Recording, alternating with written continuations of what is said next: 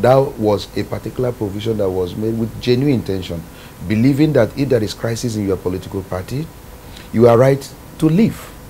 But in doing that, they ended up now leaving, creating a monster, which these politicians are actually exploiting. So it's something that we need to take a hard look at once again, and know what is the mischief that particular subsection you quoted was meant to achieve. Now, has he succeeded in achieving that mischief? And if he has not, what are we supposed to do in this circumstance? And I would recommend what happened in India.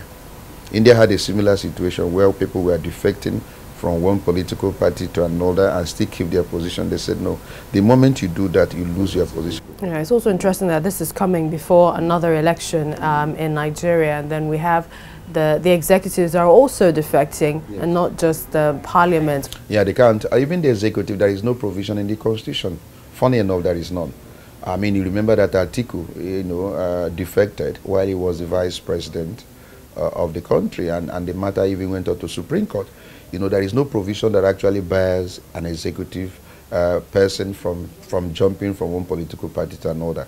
And today, the person that has the highest defection record is actually Atiku. Atiku was in PDP, he came over to ACN, from ACN he went back to PDP, came back again to APC, and he has gone back to PDP.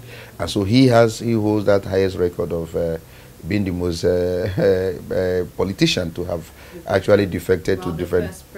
Yes, and now we're now having a record now being created by Bukola Saraki, Senator Bukola Saraki, that occupying the position of a Senate President as a result of the fact that his political party became majority in the House, now defecting to an opposition party and still retains that particular position, even though people are contesting that they may likely go to court against him. But I tell you this, with our judicial system, it may be very difficult for the court to make a pronouncement affecting his tenure before the expiration of the tenure, because our judicial system is a bit slow. Now, even if you win or you lose at the lower court, you will go to the Court of Appeal and the Supreme Court. And so before the Supreme Court will finally determine this particular matter, it would have come back to that house under a different political platform, so that whatever judgment or pronouncement you will make will sound academic. So they know this and they exploit it. The Nigerian Bar Association elections is, up again, around and the we corner. hear verification are ongoing, but we also know that people are having problems voting online. Yes.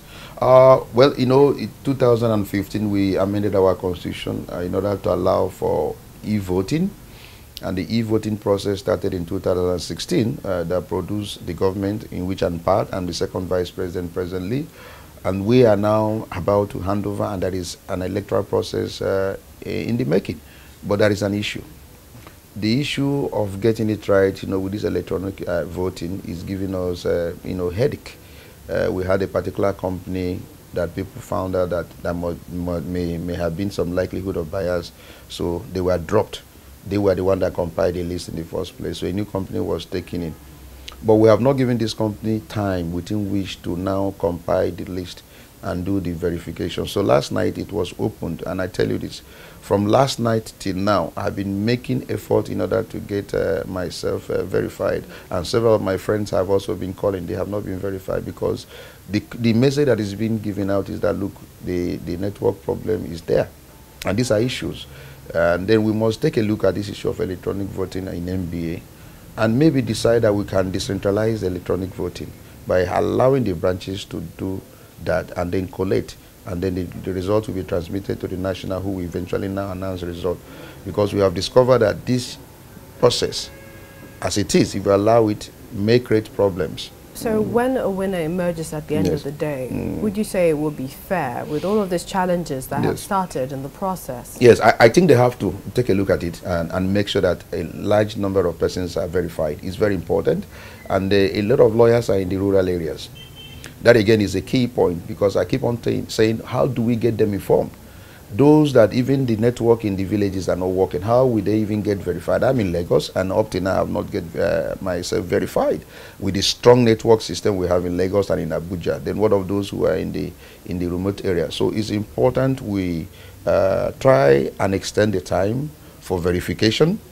if you stop it on Thursday when large number of lawyers are not verified, of course you are creating a room for litigation and crisis, and even confidence on the person that will emerge as a leader. So we should not allow that. We must be able to have somebody that when he emerges as the president of the bar, you know that he came as a result of the majority of votes from the lawyers.